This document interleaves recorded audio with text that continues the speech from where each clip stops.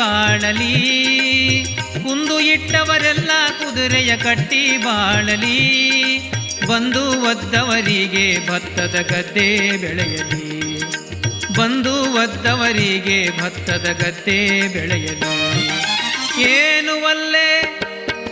ಏನು ಒಲ್ಲೆ ಹರಿಯೇ ನಿನ್ನ ತುತಿಸಿ ಕೇಳುವುದು, ಜ್ಞಾನ ಭಕ್ತಿ ಕೋಡು ಯಮಗಿದೊಂದೇ ದೊಡ್ಡದು, ಜ್ಞಾನ ಭಕ್ತಿ ಕೋಡು ಯಮಗಿದೊಂದೇ ದೊಡ್ಡದು.